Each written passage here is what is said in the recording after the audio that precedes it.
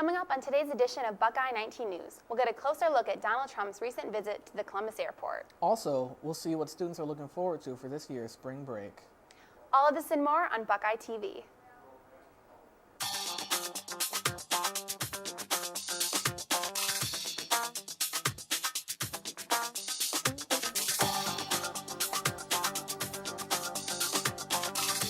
Hello, and thank you for joining us. I'm Chris Davis. And I'm Cassandra Kinzig. Here's today's biggest news. Donald Trump came by Port Columbus Airport last Tuesday, causing quite a stir in the city. Our own Dan Herbener has the full story. Trump, Trump, Trump, Trump, Trump, Trump. Republican presidential candidate Donald Trump made a surprising Super Tuesday stop in Ohio at Port Columbus International Airport in front of 5,000 boisterous supporters. He was led in by New Jersey Governor Chris Christie. Get ready, because in the next 2 weeks, his desperate opponents will say and do anything to try to tear him down. But you know the truth. The strong leader in this race is Donald J. Trump. Despite the odd timing of the visit with Ohio's primary 2 weeks out, Trump noted the importance of the Buckeye State in the election. Because I'll tell you what, we really want to win Ohio. We're going to win Ohio. Trump took his usual shots at the opposing candidates, but also focused much of his anger at the media. They are such liars. They are disgusting people, I'm telling you, most of them. You have about 20% of them that are good. The airport hangar was overflowing with supporters, and if you listen to them, you can understand why. I'm voting for Donald Trump because he's going to get stuff done. He's serious, he knows what he wants, and he's not afraid to say it. He's not afraid to tell people who are against him, tell them exactly what he thinks, and he's going to be a great president. I'm so excited for it to happen. After taking 7 of 11 states on Super Tuesday, Donald Trump is one step closer to the nomination. Reporting live for Buckeye TV, I'm Dan Herman. America great again. I love you, folks. Thank you. On the Democratic side of the race, Bernie Sanders received a humbling lesson in South Carolina after being defeated by Hillary Clinton by a demanding 47.5%. Even after Sanders' victories in New Hampshire, Iowa, and Nevada, the race is still anybody's game. Next up is the 7th Democratic debate, scheduled for March 6th at 8 p.m. In Flint, Michigan, just 2 days before the Michigan primaries. Michigan is the next big state with 147 delegates at stake, the 8th most of any state. Ohio needs to prepare for the arrival of our primaries coming up on March 15th. Sexual violence is a pressing issue, especially on college campuses. It's on Us is a campaign attempting to raise awareness on the issue. Lindsay Coretta has more information on the story. It's on Us, a new campaign spearheaded by Vice President Joe Biden, which discusses rape and sexual assault on college campuses. Here's how it's affecting Ohio State. So that no abused woman or man ever feel they have to ask themselves, what did I do? They did nothing wrong.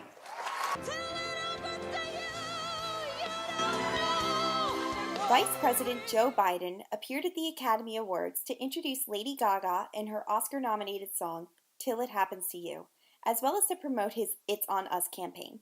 It's on Us is about raising awareness for sexual assault and rape on college campuses, specifically asking people, mainly students, to take a pledge stating that they will stand up to sexual violence. They're all the wrong questions. The question we as a nation have to ask repeatedly is, what made him think he had a right to raise his hand? Biden visited Ohio State campus last fall to discuss It's on Us. His words and his speech seem to have made an impact on OSU students. I believe it's a great campaign because not only is it an issue that's underrated and needs to be thought more about, it's also really helps out with helping make sure campuses are safe. If you wish to take the pledge or simply wish to learn more about It's on Us, visit itsonus.org. For Buckeye TV News, I'm Lindsay Capretta.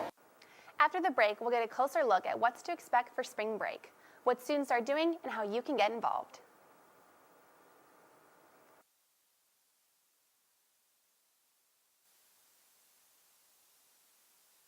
The infamous March Madness tournament is only 2 weeks away, and we found out what's going on to make this year's tournament one of the most interesting ones yet. Chloe Maxwell has the story. His favorite time in college basketball, the March Madness tournament is taking place. According to CBS News, on March 13th, CBS will exclusively reveal the field of 68 teams in the tournament, including potentially our very own Ohio State Buckeyes. Today, I stepped out on Ohio State's campus to get the scoop from students on what they think of the upcoming teams in the tournament. Buckeyes have won one national championship, which came courtesy of a 75-55 victory over Cal Berkeley in 1960. Ohio State nearly won the title again in 1961 and 62 as well. That 3-year span still stands as the most successful time in Buckeye history, according to BTPowerhouse.com.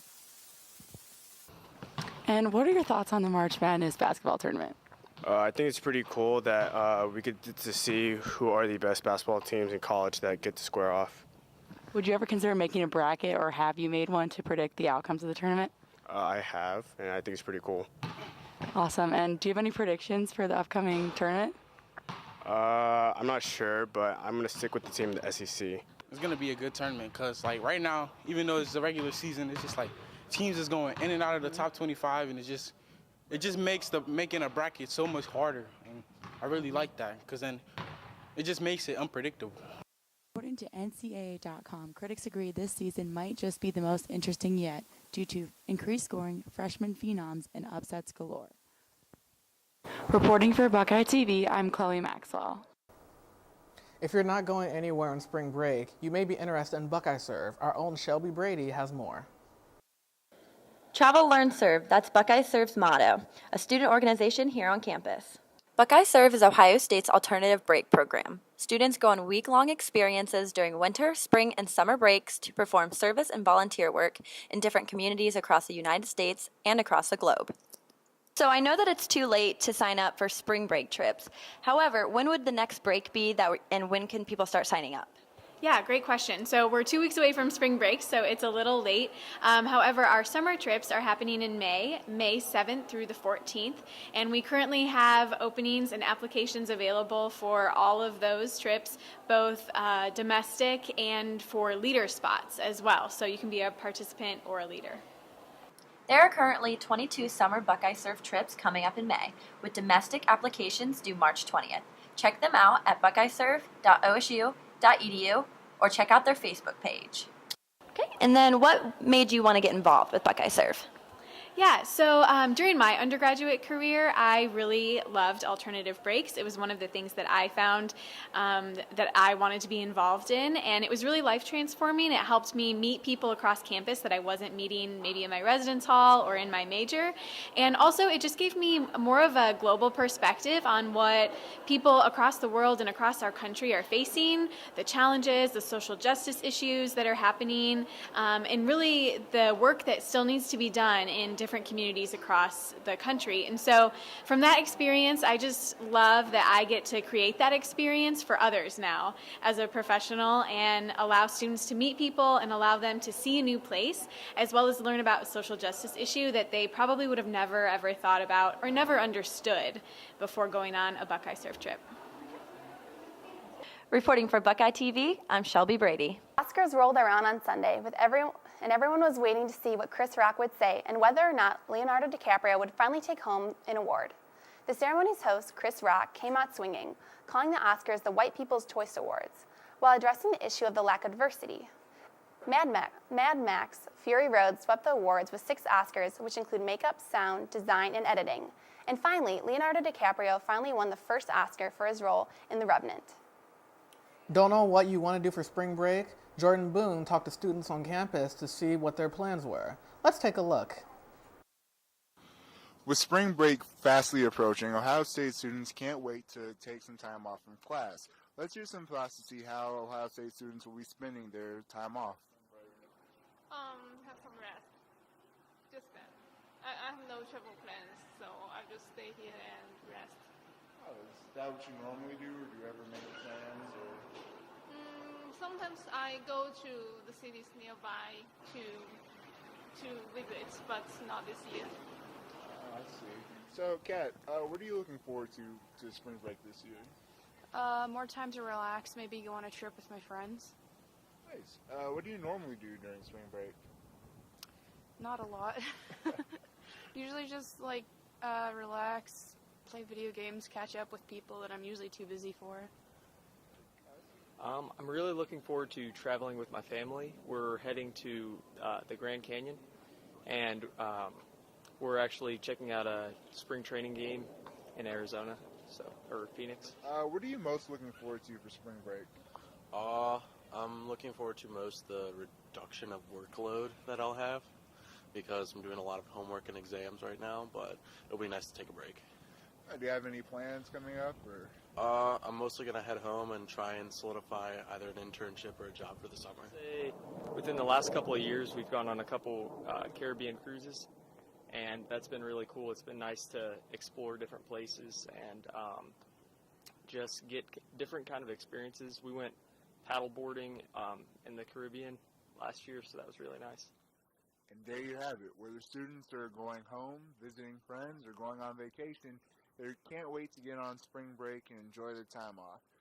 With Buckeye TV News, this is Jordan Boone. Coming up next, we'll take a closer look at one of Columbus's largest events, the Arnold Classic. Stick around.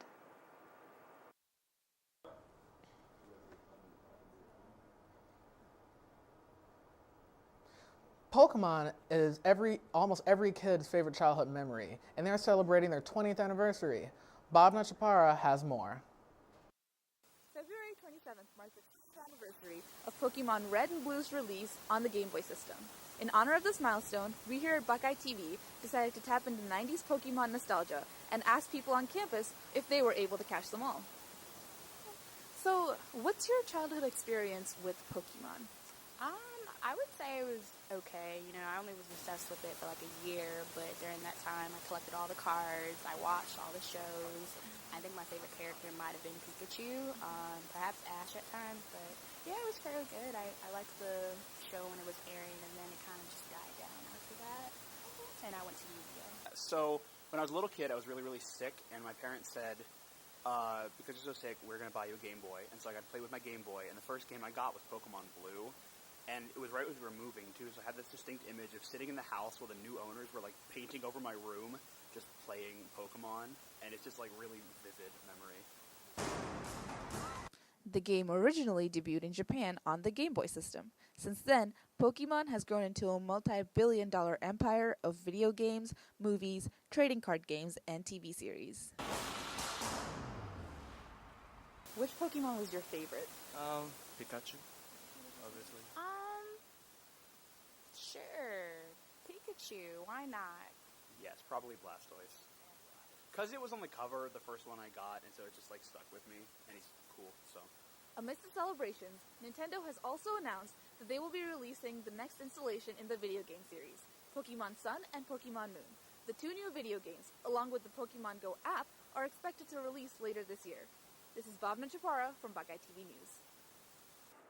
The Ohio Union Activities Board hosts many campus-wide events throughout the year, some including big-name celebrities and speakers. Madeline Lauer talked to the OUAB president to find out how they make such large events possible.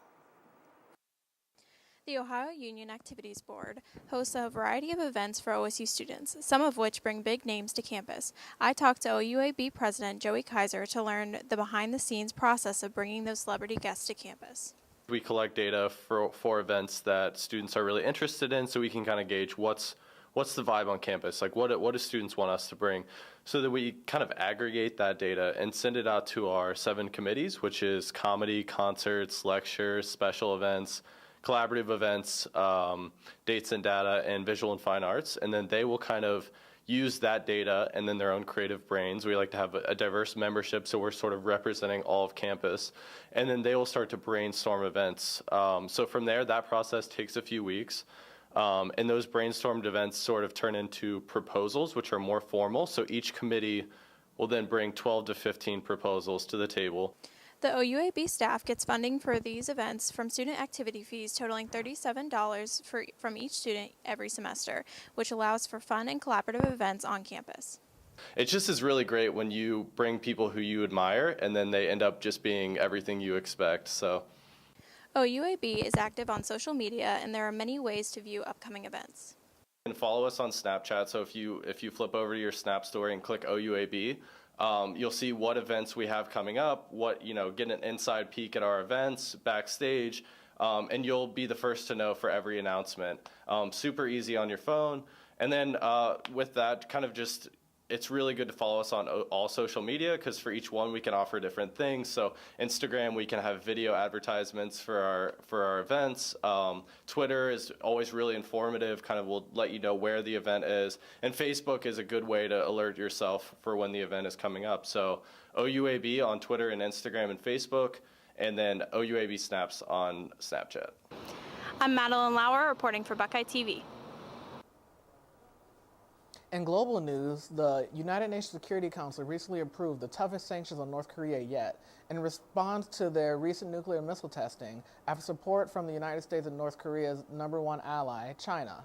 China recently did not cooperate with the UN due to North Korea being heavily dependent on China for economic and diplomatic support. The new sanctions require that all ships and aircraft will undergo thorough inspections before entering or leaving the country. It will also prohibit small arms and conventional weapon sales to North Korea. Get ready for free supplements and to meet your favorite fitness gurus. I spoke to students about what they're looking most forward to at this year's Arnold Fitness Expo. The annual Arnold Fitness Expo is back once again. Held in the Greater Columbus Convention Center, I've talked to students to get their thoughts. What will you be looking forward to most at this year's Arnold Expo? I'm really looking forward to interacting with members of the fitness community. I'm really active on Instagram, and I meet a lot of people through Instagram, and a ton of really big names are going to be there. Nikki Blacketter might be there, and Christian Guzman, but they don't really like the cold weather, so they might not come. But a lot of really great, inspiring bodybuilders, powerlifters, just people that are so inspiring to me and my friends, and we're so excited to meet them. I think what I'm most looking forward to is just being exposed to that community, because I just really got full-fledged into this. I've always had a passion for fitness, but just really got into it last semester when I actually competed. So I am just really looking forward to being around all those people, and all those people I follow on Instagram and stuff are going to be there. So I'm kind of excited to meet them and just kind of put a face to all the pictures. It will feature over 900 booths of the latest sports equipment and apparel that are trending right now in the fitness industry. Taking place from March 4th to March 6th. The admission price is $20 per day. Make sure to check out this year's Arnold Fitness Expo. I'm Cassandra Kinzig reporting for Buckeye TV. After the break, we'll go over what students and other millennials think about baby boomers. Coming up next on Buckeye TV.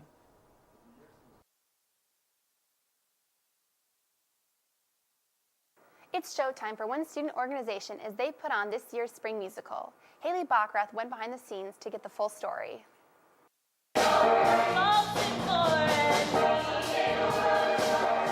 Off the Lake is taking the stage with their production of Hairspray. Hairspray takes place in the 60s, following the story of teenager Tracy Turnblad as she fights for acceptance despite being overweight.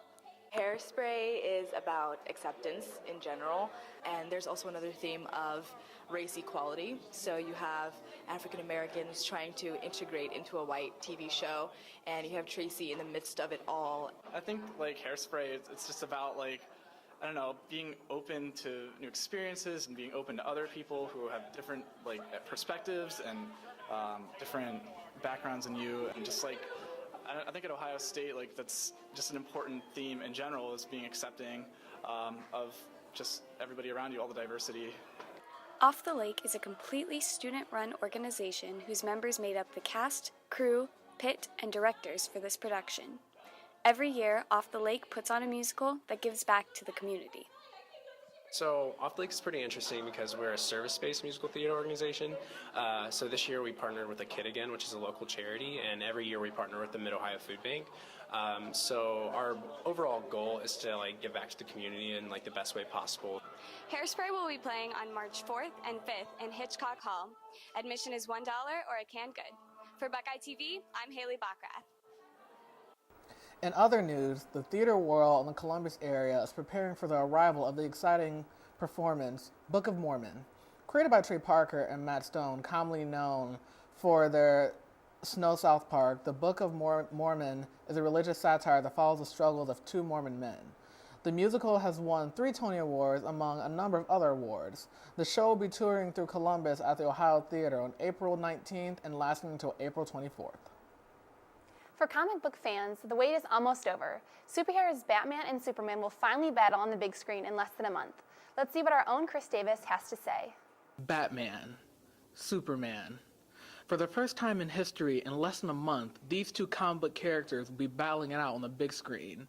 I'm here in the OHUA Union to see what Ohio State students think about this upcoming movie. What are you excited about for this upcoming movie? I'm actually excited to see Ben Affleck and see how he acts in this movie as Batman. For me, Christian Bale set the bar high for Batman, especially being on the dark side. And so I'll be curious to see how Ben Affleck, what kind of Batman is he? The movie is set to include other notable characters such as Wonder Woman, Lex Luthor, Aquaman, and The Flash. I'm really excited to see all the new special effects that they have going on. I would really love to see more women represented in it, so that'd be cool. I feel like the industry's kind of going that way. I'm interested in seeing how the fight's actually going to turn out. I think when I first heard the movie was coming out, I did no idea how they were going to set up a story so Batman and Superman could fight each other, but I'm really looking forward to seeing how they throw down. All right, so are you Team Batman or Team Superman? I'm Team Batman for sure. Who would win in a fight? I would say Batman because he's a wild card. Superman all day. I don't even know how it's a question that Batman could even come close to Superman. Superman's indestructible. Well, whichever side you choose, Batman v Superman premieres March 25th. Pre-order your tickets now. With Buckeye TV, I'm Christopher Davis. Back to you. Thanks, Chris. Our own Ebony Kimball went out on campus to learn a little more about the relationship between students and other millennials and their parent generation of baby boomers. Let's take a look. Whether it's about issues on unemployment, student debt, or who's to really blame for the current economic state of today's society, baby boomers and the millennials can't seem to stop pointing fingers at one another. I'm here today to ask college students their opinion on this controversial issue. But I know there's a lot of controversy between the younger generations not knowing a lot about credit. I see time and time again stories about baby boomers somewhat losing their jobs to millennials because they can't keep up with us. So that's good for us, I guess. I came across this funny meme and asked the students if this is how they really feel towards the baby boomers. Oh, one, that's definitely controversial because, the older people are talking to a younger kid, you're like, oh, go to college, be great. But then when you go to college and when you try to get out in the real world and you're trying to figure out how you're going to pay your loans and you can't pay your loans because nobody's trying to hire you, it's hard. I kind of feel like it's a catch-22 because in either situation you can end up in a bad place. Regardless of you going to college, you could be unemployed for 6 months. And regardless of you not going to college, you can end up with a really good job. So there are pros and cons to every situation. Today, everybody's got a college degree, and it doesn't mean much. So jobs, no jobs, it's tough no matter what you have. So will there ever be a resolution to this feud?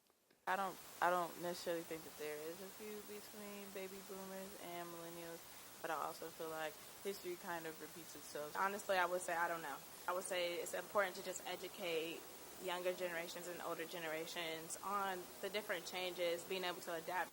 So is there really a culprit, or is a real issue the economic system that divides people into categories, such as race, gender, even age? Regardless, it may be time for baby boomers and millennials to come together, reconcile their differences, and create a better future for us all. I'm Ebony Kimball, reporting for Buckeye TV. That's all we have for today. Thanks for tuning in to Buckeye TV. I'm Cassandra Kinzig. And I'm Chris Davis. Have a great week and go Bucks!